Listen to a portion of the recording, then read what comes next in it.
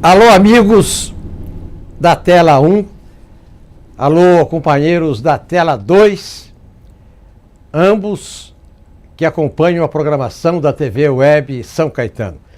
A nossa saudação carinhosa. Nós estamos iniciando mais uma edição do Entrevista Coletiva, o nosso programa semanal, mensal, com as principais personalidades do ABC. O convidado deste programa, que você começa a assistir agora, é empresário da construção civil há 53 anos. É presidente da construtora incorporadora MB Gutz há 31 anos. A empresa acaba de ser premiada como a melhor construtora de capital fechado do Brasil em 2014, pela revista Isto é Dinheiro.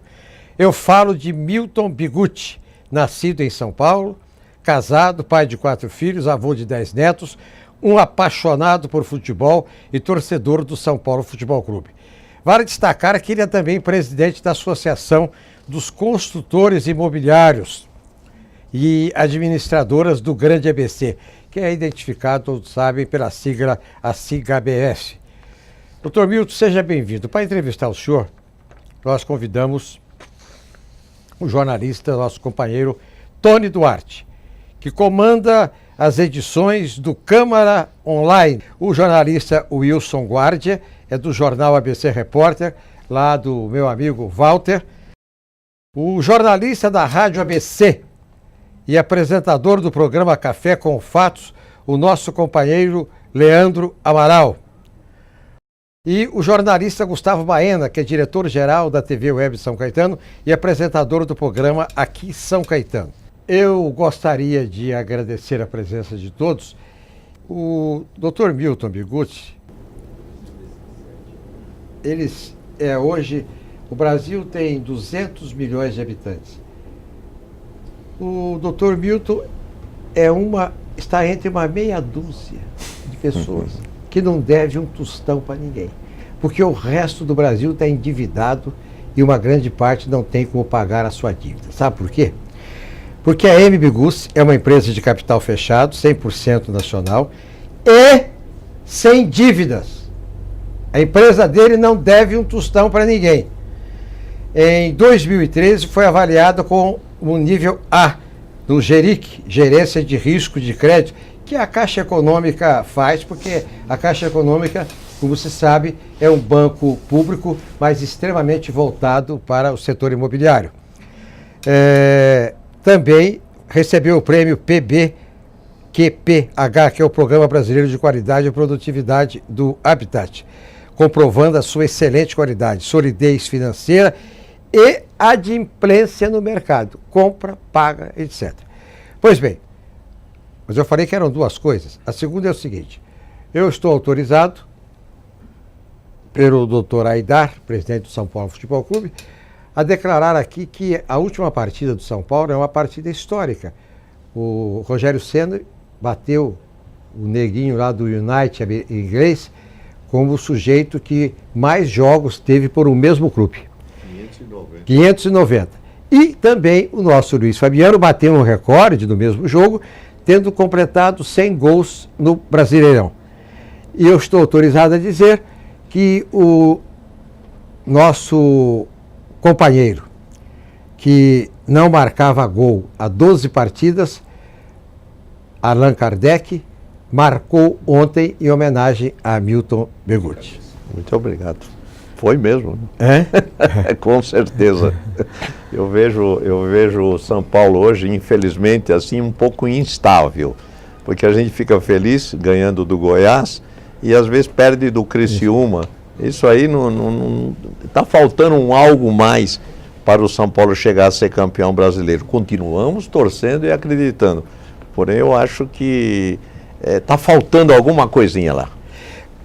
Agora, você que está aí na tela 1, na tela 2, preste atenção, porque nós vamos defender aqui o seu bolso, o seu dinheiro, a sua possibilidade de ter uma casa própria na região do ABC. Embora a empresa MB Gutz tenha atividade no Guarujá e em outras partes do estado de São Paulo, 2/3 da atividade da empresa esses 2/3 estão aqui na região, não é do ABC, é do Grande ABC. Eu gostaria que a primeira pergunta fosse feita pelo jornalista Gustavo Baena. Obrigado, Ney. Quero saudar também o Dr. Milton Bigucci, também por tudo que o Ney já colocou aqui, Dr. Milton, e outros dados que nós temos. A MB Bigucci está entre as 100 maiores construtoras do Brasil, as 30 maiores do estado de São Paulo, da região metropolitana de São Paulo, e já recebeu tantos outros prêmios. Eu queria falar desse último especificamente, da revista Isto é Dinheiro, como melhor construtora de capital fechado em 2014. Esse seria o prêmio mais importante para a empresa e por quê? Eu tenho certeza. Primeiro, uma alegria de estar aqui com vocês, de a gente poder conversar um pouco sobre construção civil. Nós recebemos esse prêmio da revista Isto é, sem conhecimento de o porquê nós recebemos esse prêmio. E só depois que recebemos é que viemos a saber.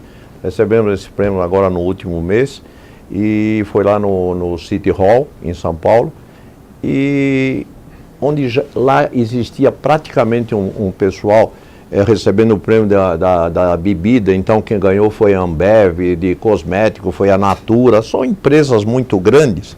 E nós tivemos o privilégio de receber esse prêmio como a melhor empresa de construção civil de capital fechado do Brasil. Aí eu procurei saber o porquê. Era sustentabilidade financeira, entidade corporativa, gestão empresarial, responsabilidade social, sustentabilidade, meio ambiente, tudo que diz respeito a itens que nós fazemos dentro da empresa, aplicamos isso nas obras também, e isso foi visto por esta comissão da Isto é, e nós fomos homenageados naquela noite. Foi até um dia bastante feliz para nós, porque foi um dos maiores, se não o maior prêmio que nós já recebemos, porque lá estava praticamente a nata dos presidentes dessas grandes empresas, presente, mais ou menos umas 400, 450 pessoas, e eu tive a oportunidade de falar ao microfone para esse pessoal, a minha família, meus diretores estavam presentes também, e um repórter me perguntou, eu acho que isso cabe aqui também, o que eu esperava do novo presidente da República. E lá no presente estavam o ministro Mantega, o ministro Guilherme Afif Domingo, o ministro do Trabalho, Manuel Dias, e mais 2 ministros, o Edson Lobão e mais um outro ministro. 5 ministros de Estado, e estava também o vice-presidente da República, Michel Temer. Enfim, eu falei, o que eu vou dizer aqui no microfone? Porque a gente tem que ser muito claro, e eu sou muito claro naquilo que eu penso. Parabenizei a Isto é e disse o seguinte: eu acho que nós teríamos que ouvir um pouco mais os empresários, porque nós ouvimos muito o governo que está aí, ouve muito os trabalhadores, nada contra, porque eu sou um trabalhador também. Eu acho que tem que ouvir mesmo e beneficiar o trabalhador. Só que tem que também ouvir o empresário, que é aquele que produz, aquele que dá emprego, aquele que desenvolve o país. Então, aquele que aumenta o PIB do Brasil, inclusive na distribuição de renda. Então, o Mantega realmente se interessou e veio na minha direção me cumprimentar, porque eu estava dizendo isso. Inclusive, me convidou para ir a Brasília conversar com ele pessoalmente, porque os empresários que estavam lá, inclusive todo mundo aplaudiu, porque eu acho que é só isso que falta ao Brasil hoje, além na questão de gestão, né? A gestão fala, você tem que ouvir uma categoria, tem que ouvir a outra categoria, que não existe empregado sem patrão. Eu vi outro dia um partido falando aí nas propagandas políticas, abaixo os patrões. Não tem nada a ver uma coisa com a outra, eu não vejo assim. Eu fui um trabalhador, fui empregado também, a minha empresa começou muito pequenininha, fazendo um predinho aqui na Vila Livieiro, na divisa de São Paulo com São Bernardo do Campo, e esse predinho, com 16 apartamentos, eu tive a oportunidade de vender para 4 amigos que estavam bem de dinheiro na época, quando eu comecei a empresa, e vendi para esses 4, porque existia um plano econômico de congelamento, e alguns de vocês, principalmente o Ney, lembra disso, que houve um congelamento no Brasil, que foi feito pelo Sarney, congelando todos os preços, e eu vendi no mês de março para fazer um predinho sem elevador, vendi 4 apartamentos para cada um desses 4 amigos meus, e esse volume, quando chegou no mês de julho, de agosto, o plano gorou, o tal do congelamento, e não se comprava mais material nenhum. Foi o primeiro predinho que a M. Bigucci fez, chamado Edifício Glaucia, eu nunca mais esqueci. Aí, quando chegou em setembro, agosto, setembro, outubro, eu falei, e agora? Eu tinha que entregar em dezembro esse predinho. Entreguei, foi o meu primeiro predinho da vida, dentro da M. Bigucci, que me deu prejuízo. Nunca mais vou esquecer disso.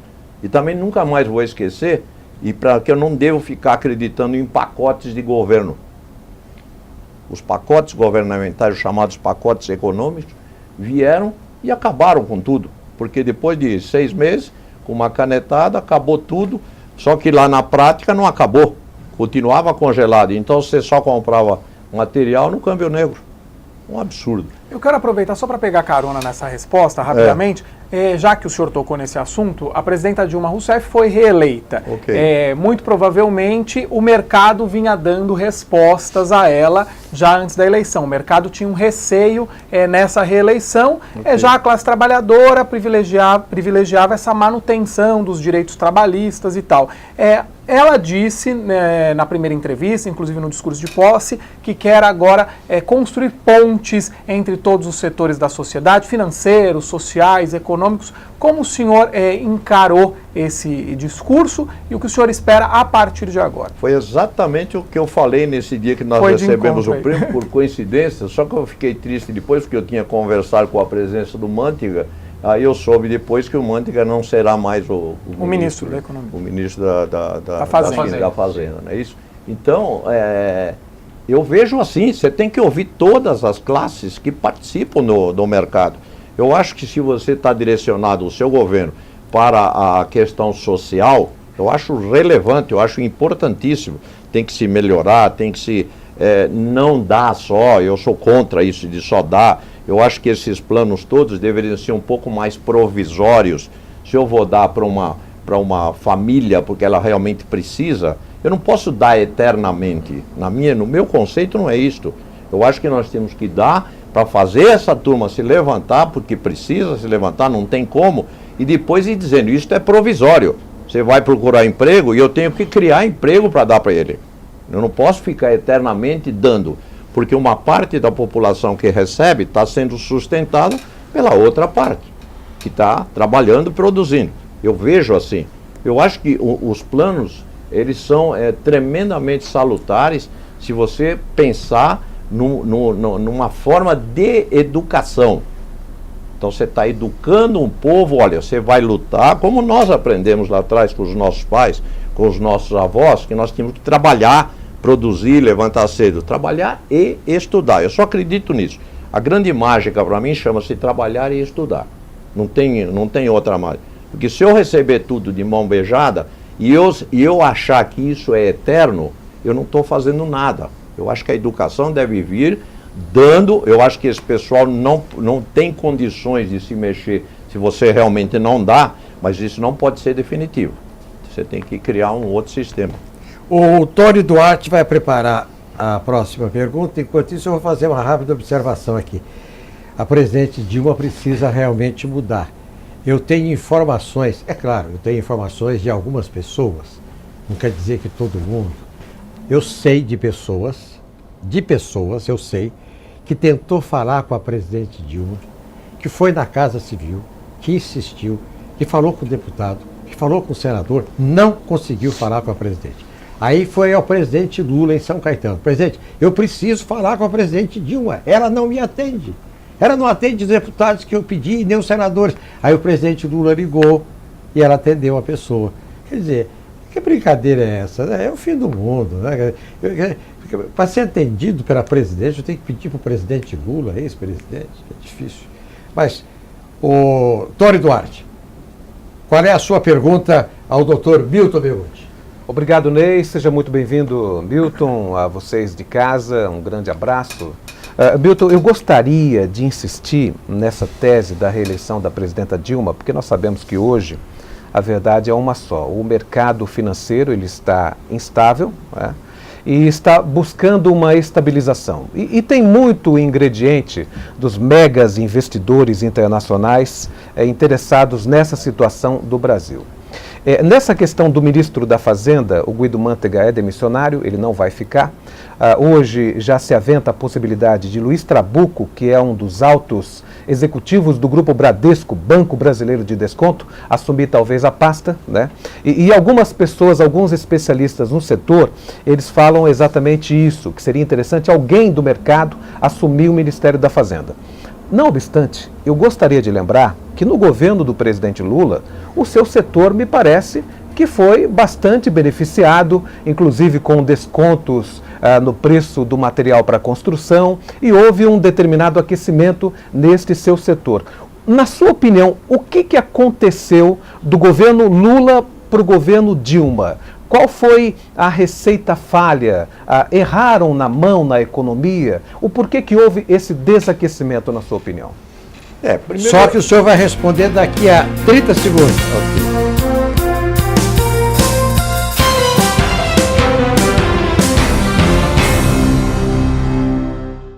Con certeza tú me conoces. Soy López, artilheiro de 17 de Birigui. Bicho, topei da vida, porque eu te fiz um dos gols mais bonitos de Brasil e hoje não deixo minha foto no destaque. Fiz um golaço, bicho! Mereci uma foto na página de esporte. Não, esporte não, capa de jornal. Merecia, hein? Ei, cabrão! No destaque? Não. O que interessa é destaque.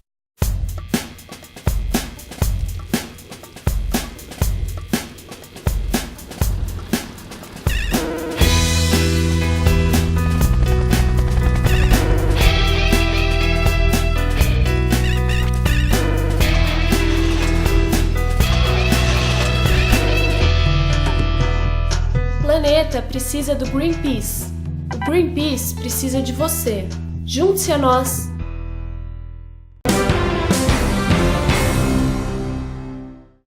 O entrevista coletiva com o Dr. Milton Begussi, um dos mais importantes empresários da área imobiliária e líder sindical da área de imóveis, de administração, de construção do país.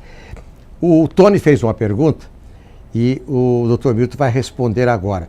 Na medida em que o Tony quiser acrescentar alguma coisa, ele vai fazê-lo. Por favor, Dr. Milton.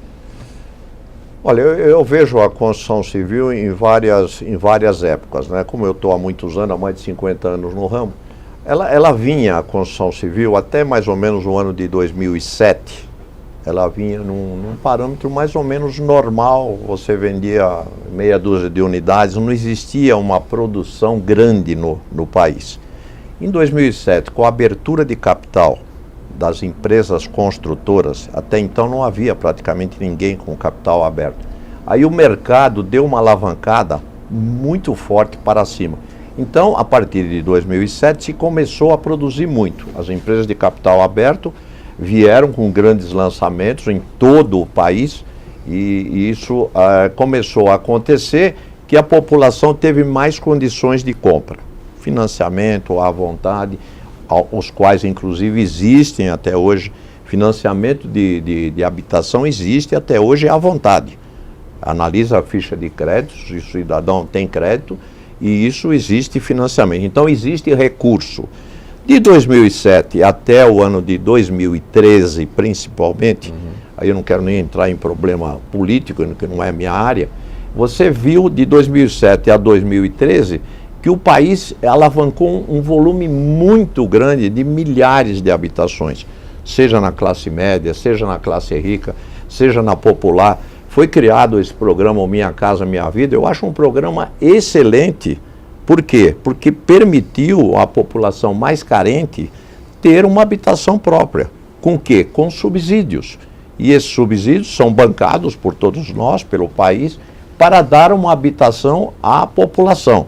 Então, se construiu mais de 3 milhões de moradias populares através do Minha Casa Minha Vida. Eu acho um programa fantástico. Num desses livros que eu tive a oportunidade de escrever, lá atrás, não lembro, o terceiro ou quarto livro meu, eu falava que o grande problema do Brasil e os primeiros livros meus foram escritos na década de 90, o grande problema do país é que a habitação popular não tinha subsídio. E sem subsídio não existe solução da habitação popular no mundo, não é no Brasil. Tem que haver subsídio.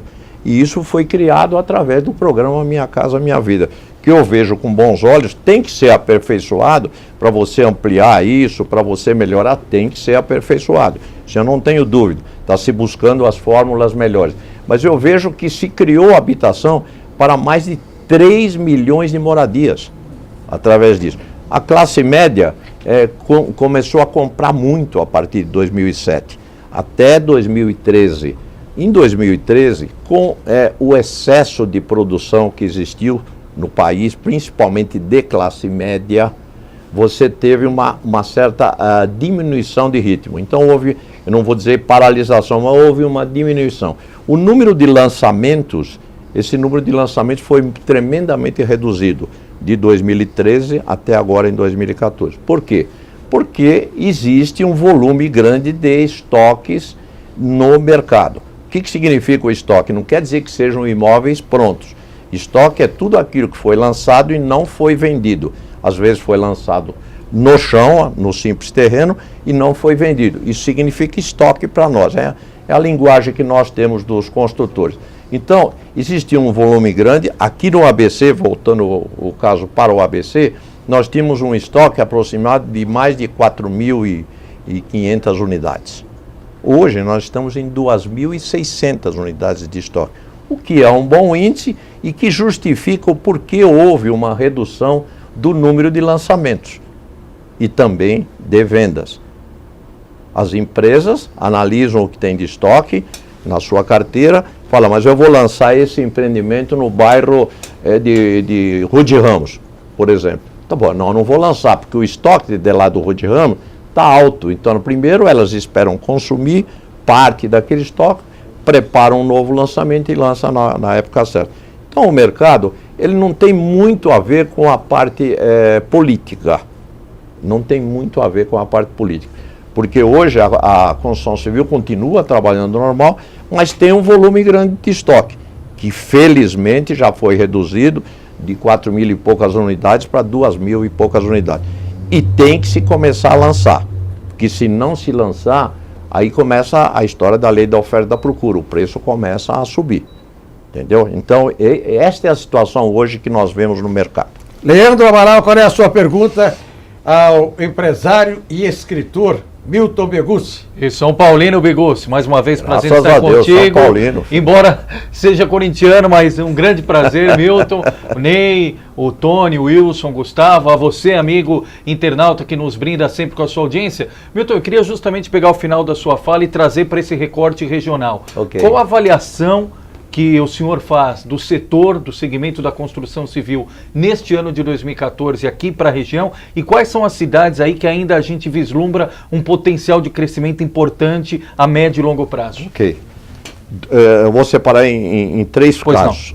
Lançamentos estão bastante menores do que antes, em função daquilo que eu expliquei há pouco, que é o estoque. As vendas também diminuíram. Se você não tem um grande volume de lançamento, você diminui também o volume de vendas. E o terceiro item é a produção. A produção continua normal. Então, o trabalhador da construção civil, não há prejuízo para ele. Nós estamos vendo o índice do Sinduscom esses dias, houve uma diferença de 1% apenas do volume de trabalhadores. Para vocês terem uma ideia de número, nós temos mais ou menos no ABC 45 mil empregados na construção civil. 45 mil pessoas. Então, essa é a diferença de 1% para mais ou para menos, não muda nada praticamente. Mas nesse terceiro item, isso me chama muita atenção, porque está normal. Está se trabalhando, não tem falta de mão de obra e também não tem sobra. Porém, o que pode acontecer lá na frente é que se eu não estou lançando hoje, e essas obras devem começar após os lançamentos, normalmente 1 ano depois do lançamento, começa a produzir o prédio, a parte executiva do prédio. Se eu não estou lançando, pode ser que lá na frente, daqui uns 2 anos, 1 ano, 2 anos, haja um reflexo na produção, no emprego desse trabalhador, porque ele está empregado. mas ele está fazendo aquilo que eu lancei lá atrás, há 2, 3 anos atrás. Se eu não estou lançando hoje, o que pode acontecer com esses empregados? Um problema sério daqui a 2 anos. Então, isto me preocupa, que nós e o governo temos que atentar a isso para não causar um desemprego na construção civil. Hoje não há desemprego na construção civil. Até 2 anos atrás existia uma carência violenta de falta de engenheiros, de mestre de obra, de apontador, de azulejista, de eletricista. Por quê? Porque houve um volume muito grande de lançamento e o mercado de mão de obra não estava aparelhado para isso. Aí se aparelhou.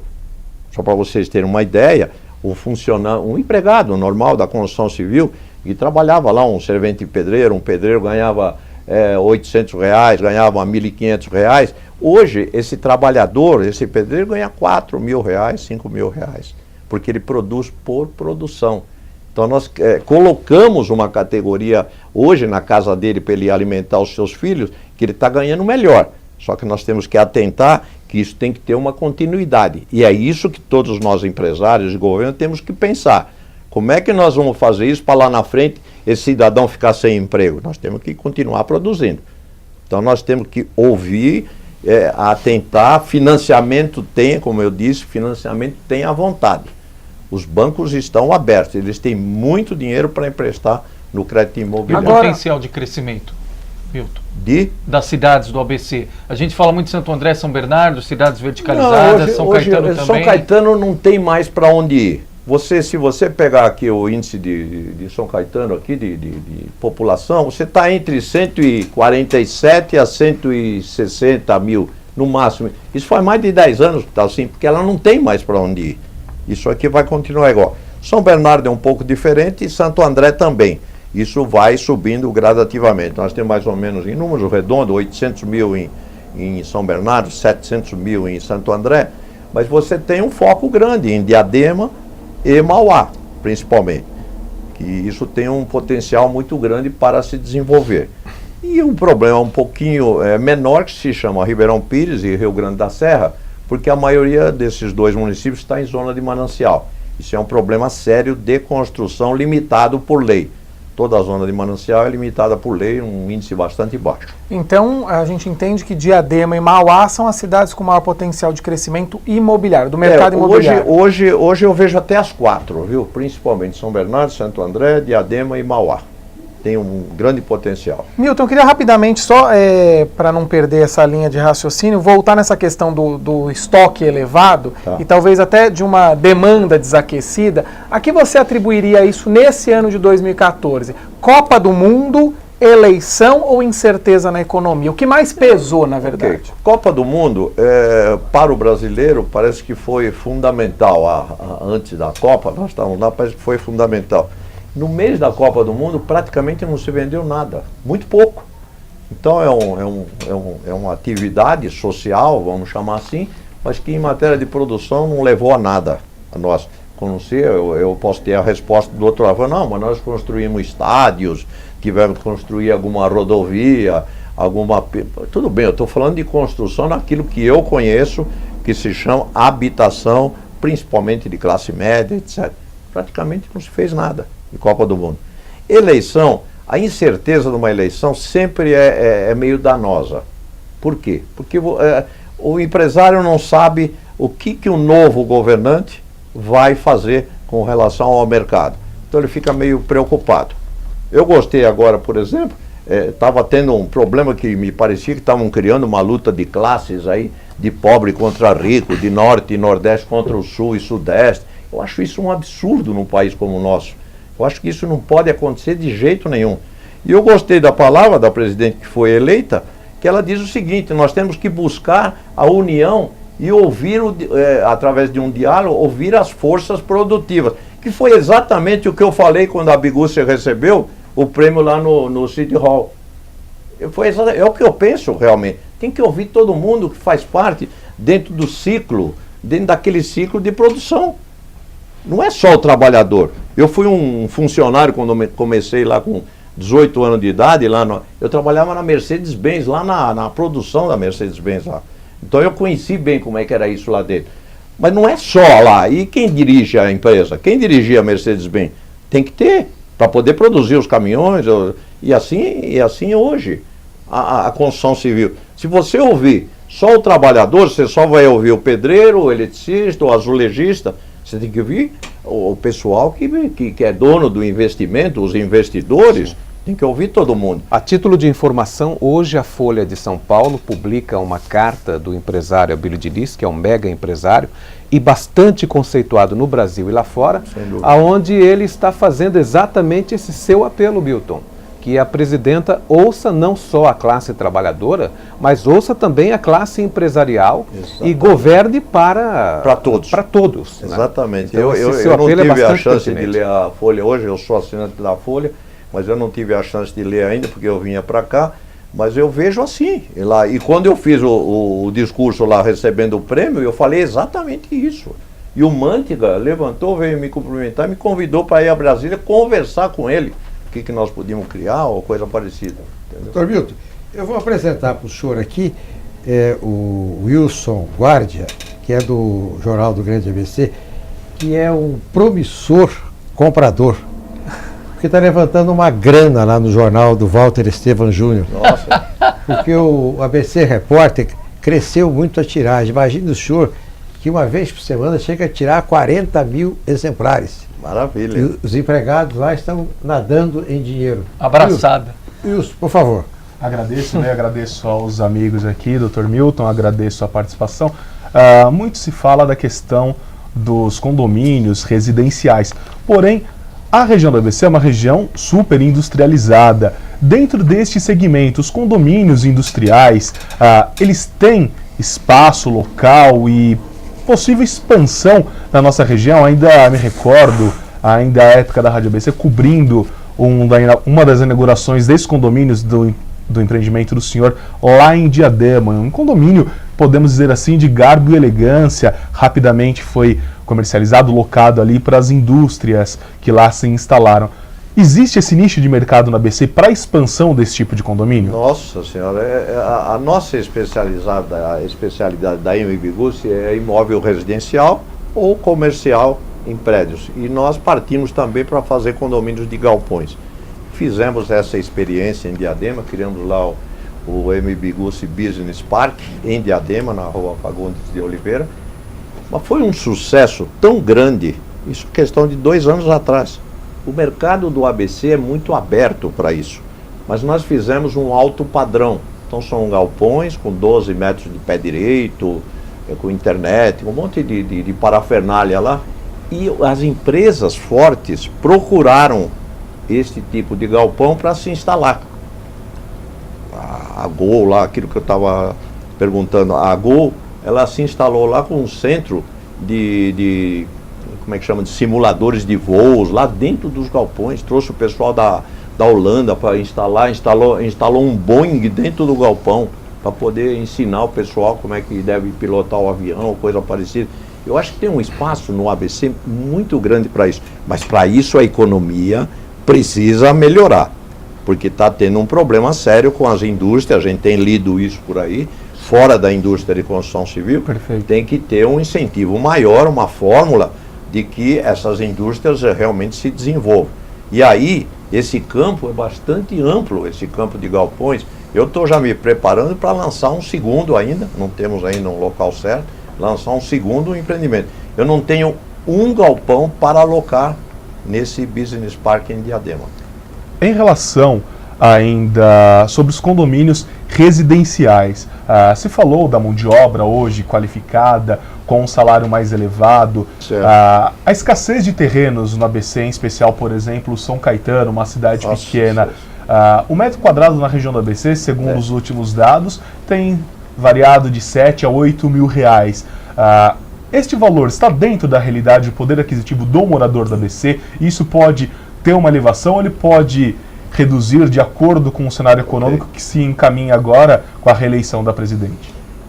Isso aí você fez uma excelente pergunta, porque o mercado, ele segue o seu caminho. O dono do terreno, ele não abaixa o preço nem a pau. O terreno é como eu sempre digo, Deus só fez aquele terreno.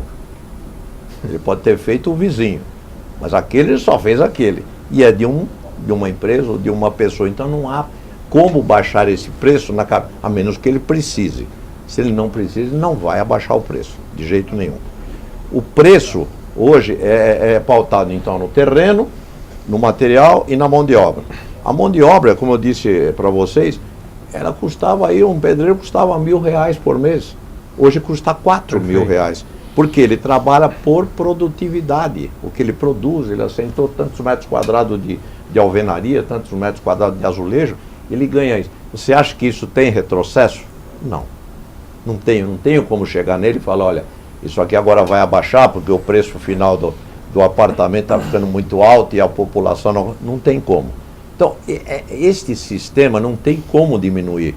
Isso vai ficar nesse preço e os futuros lançamentos, hoje tem muito pouco lançamento, mas os futuros lançamentos vão vir com esses preços. Então nós temos um preço em São Caetano de R$7 a R$8.000 um metro, nós temos em São Bernardo e Santo André que custa entre R$5 e R$6.000. Nós temos lá em Mauá que custa entre R$4.500 e R$5.500, em Diadema também. Isso não vai mudar. O que mudou nesse período agora, nos últimos 12 meses, é que existiram muitos lançamentos, as construtoras lançaram um prédio, venderam 50% e os outros 50%. Você precisaria vender, ou ela está lá bancando. Então, o momento não é de vender o momento é de vender os prontos, não é de construir. Não é de construir agora, é segurar um pouco. Mas isso está indo muito rápido, porque os estoques estão baixando rápido. Já está em 2.600. Eu quero saber o seguinte, quem é que tem uma pergunta para fazer agora? Eu tenho. Tem? Então você vai esperar daqui a 30 segundos.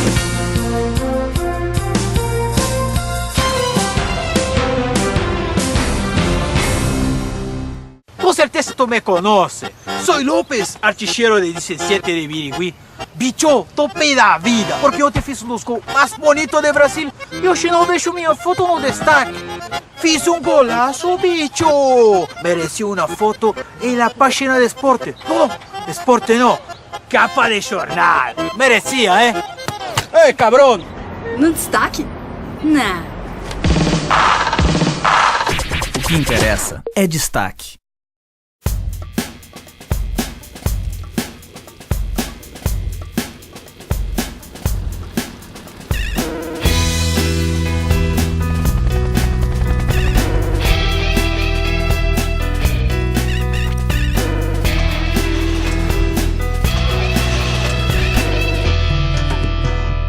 O planeta precisa do Greenpeace.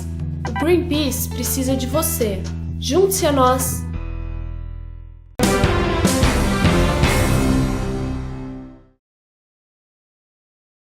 Bem, nós estamos aqui com a entrevista coletiva da TV Web São Caetano e agora nós temos a pergunta do companheiro Gustavo Baena, que é diretor-geral da TV Web São Caetano e é o apresentador do programa Aqui São Caetano. Gustavo. Vamos lá, chegou minha vez.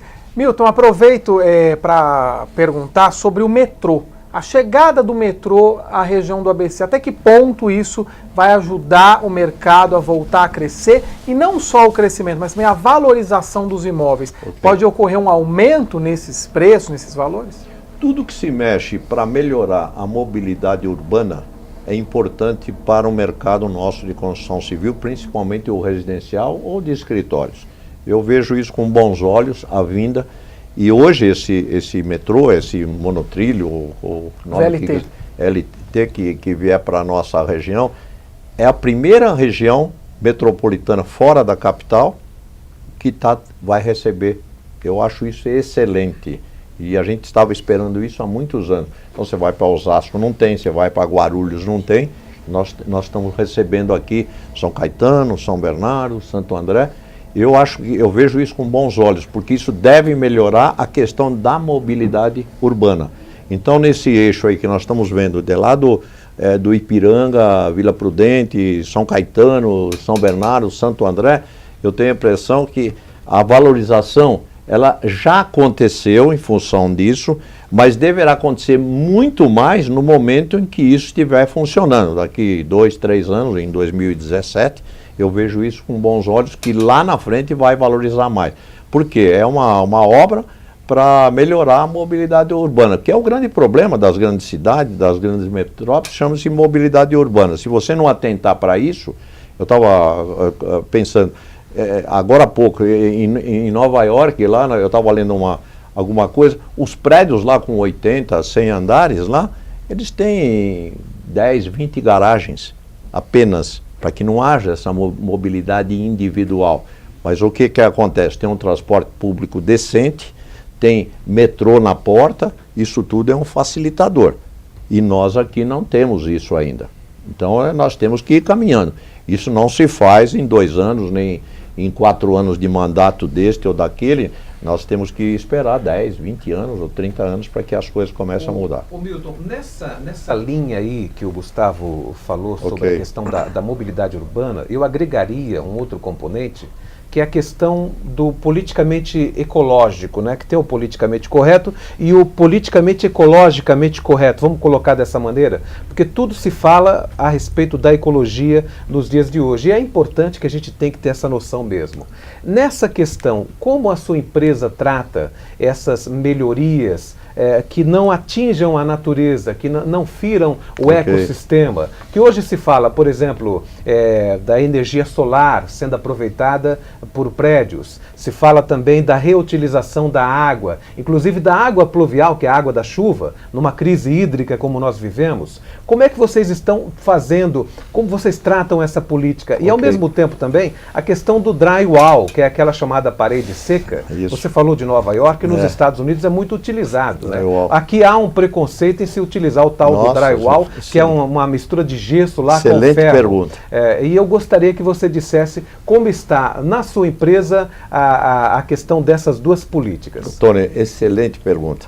O que a gente vê aí fora e a gente tem que aprender. Eu vou inverter até a situação. O drywall é muito usado nos Estados Unidos porque eu fui lá ver há pouco tempo atrás como é que se produz uma casa. Então estava fazendo um sobrado, um condomínio de sobrados, faz toda a plataforma embaixo com concreto, tudo aço, tudo direitinho. O primeiro andar é feito todo em blocos de concreto normal. A parte de cima do sobrado, ela é feita totalmente de madeira. Depois você não vai ver isso. Ela é feita totalmente de madeira. Dentro, as paredes são todinhas em drywall. A separação é com camadas de gesso, todinha, todos. Só que o custo dessa casa é pelo menos a metade do que é o nosso custo aqui. Quer dizer que o drywall só serve para fazer divisão. Só para fazer divisão. As paredes laterais são de madeira. Normalmente é usado só internamente. Então as de fora é tudo bloco de concreto ou concreto puro e em cima madeira. Exatamente, telhado, tudo direitinho.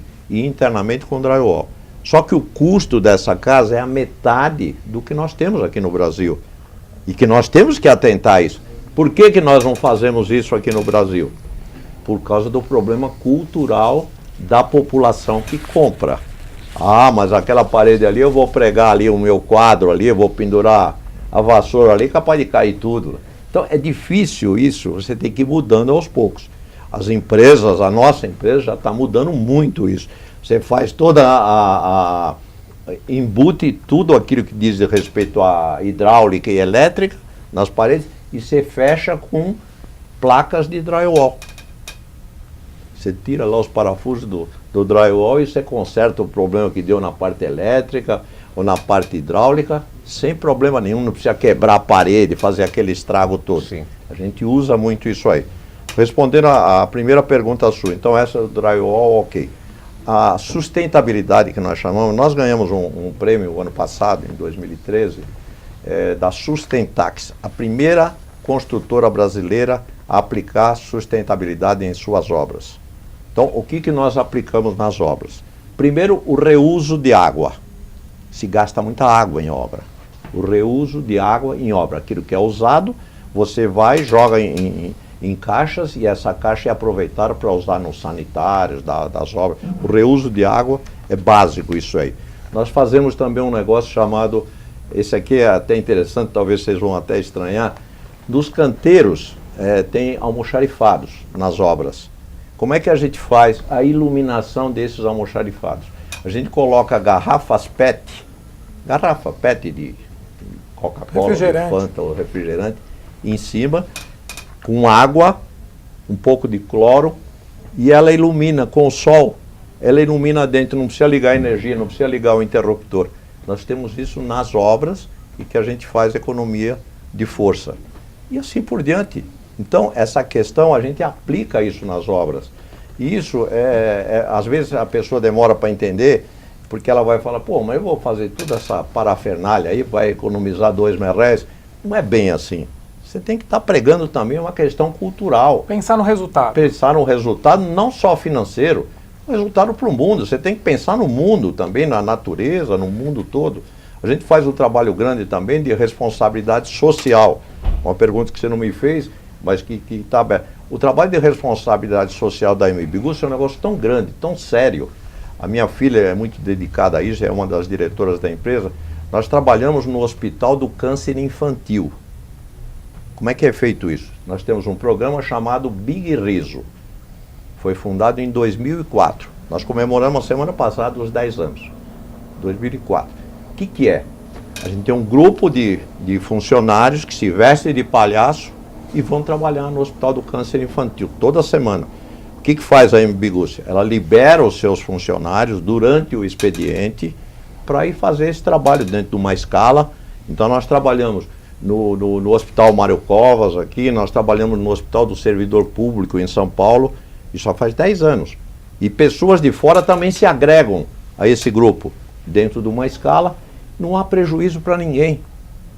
Nós aprendemos isso como? Nós, quando eu digo nós, foi a minha filha que bolou isso aí, e funciona até hoje, e hoje é um trabalho agregado à empresa, a Bigucci. Não sei se vocês viram aquele filme do Pat Adams. Então, a minha filha aprendeu isso tudo lá e foi convidada pelo Pat Adams para fazer uma implantação desse curso lá em Moscou, lá na Rússia. E eles estiveram lá e fizeram a implantação disso. O grande problema era conversar em russo com a molecada, entendeu? Fazer as brincadeiras em russo. Então, eu acho que cabe até um programa de vocês, um dia que vocês quiserem, e trazer a Roberta aqui, a minha filha, vocês vão ficar fascinados com isso. Já está convidada. De responsabilidade social, que eu vejo isso, é um negócio muito interessante e que permite a abertura para todo mundo. Agora, foi nessa ocasião que o senhor foi da Rússia? Não, eu fui jogar futebol lá. Né? Foi jogar futebol. Na neve. Agora, doutor Milton, sem tirar o mérito da Roberta, claro, mas o senhor já tem isso no DNA, já está na sua cultura, não é? Já. Os livros que o senhor escreve, o senhor reverte o valor da venda para entidades sociais, foi fundador, presidente do Lar Escola Pequeno Leão. Então, essa sua cultura, de certo modo, não foi transmitida também para a Roberta e para os funcionários, para o grupo aí da Bigucci? Com certeza, né? Sem você premeditar, mas ela já vem no sangue da gente, né? Eu sou de origem muito pobre. Meu pai era carpinteiro, trabalhava fazendo caixote na época da guerra para embalar máquinas que vinham da Alemanha. E ele trabalhava aqui, desembalava as máquinas, aqueles negócios todos lá. Então a gente sabe os dois lados da história, entendeu? Então é muito mais fácil de pregar isso. Se você vai dentro da nossa empresa, ela está impregnada de responsabilidade social. Você sente isso nos funcionários, nos diretores, todo mundo, nos fornecedores, nos agentes financeiros. Tem muito gerente da Caixa Econômica Federal que começou a fazer parte integrante do Big Riso também, porque é aberto, entendeu? Então eu acho que isso tudo, eu acho que se cada um de nós fizer um pouquinho, plantar uma semente... Se colocar no lugar do outro, né? Exatamente isso aí, eu acho que isso é possível. Leandro Amaral, a sua última pergunta. Opa, pois não. Milton, qual que é o perfil hoje? A gente falou um pouquinho a respeito do cenário das cidades. Falar um pouquinho do perfil estrutural. Qual que é a demanda mais procurada hoje no ABC? O apartamento de 2 dormitórios, 3 dormitórios, 1 dormitório? Qual que é esse perfil? Ok. O ABC, ele prima por 2 e 3 dormitórios. 90%, 92%, a última pesquisa que nós fizemos, ela é de 2 e 3 dormitórios. 4 dormitórios, praticamente nada. Hoje tem alguma coisa de 4 dormitórios, mas são imóveis usados. 4 dormitórios, praticamente nada no ABC.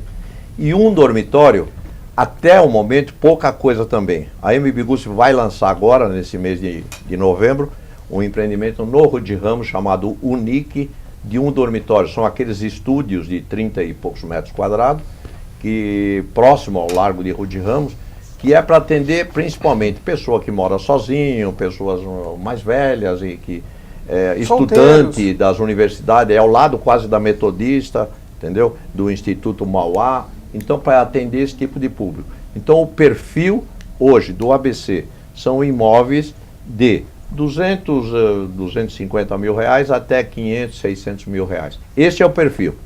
É o que vende, é o que a população procura e que cabe no bolso da população. E tem uma metragem média também desse 2 e 3 dormitórios? De 45 metros, 46 metros de 2 dormitórios, até no máximo 75, 80 metros de 3 dormitórios.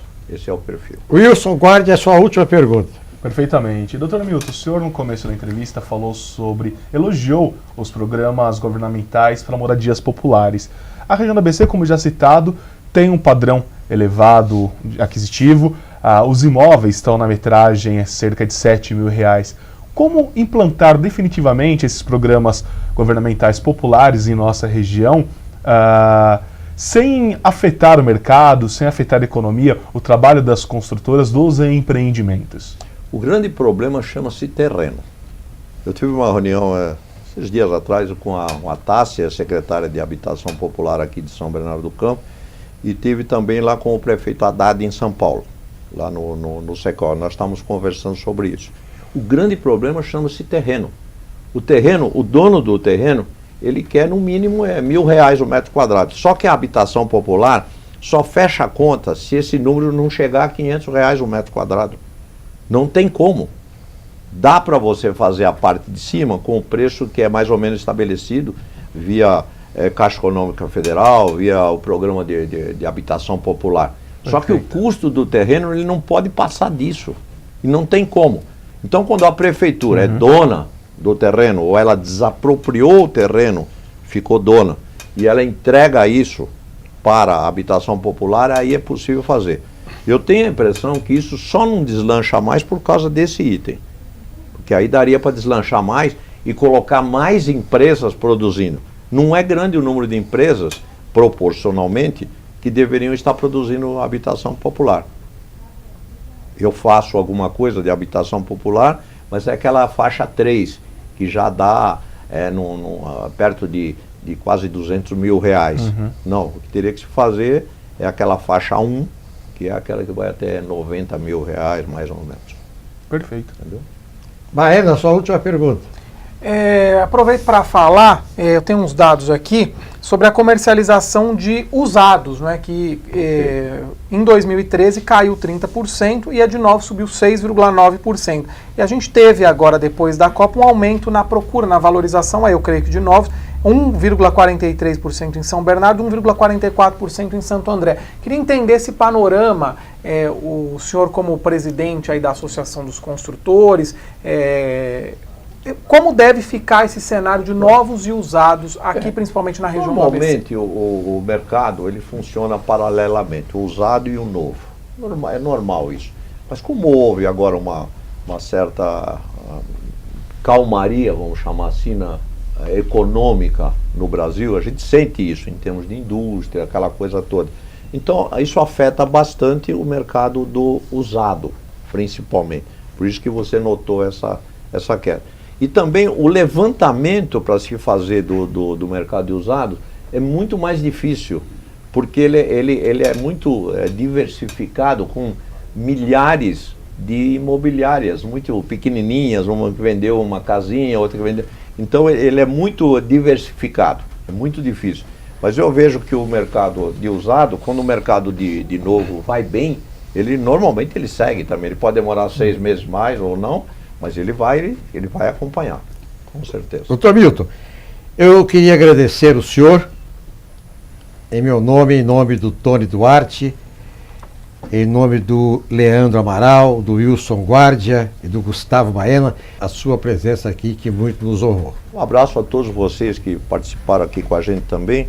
Primeiro, da minha alegria de poder contar um pouquinho sobre isso. É como se eu estivesse, às vezes vocês não são construtores, porém eu acho até mais difícil, porque é como se eu estivesse aí no lugar de vocês e aqui tivesse um médico e eu falando sobre problema de saúde, eu não ia entender nada, entendeu? Então, é bom a gente conversar, porque vem perguntas muito interessantes e que demonstram a capacidade de vocês de poderem, vamos dizer, ter conhecimento desse mercado. E são coisas que às vezes a população também não entende. Vocês perguntaram coisas que eu acho importante que a população saiba também. Eu que agradeço a oportunidade, a você, Ney, principalmente, a gente que já não se via há tantos anos, desde a antiga Bandeirantes aí, né? E a gente está nesse nosso dia a dia aqui. Muito Desde obrigado. quando o Laudo Natel era presidente do São Paulo, né? Está vivo, hein? Até o mês que vem.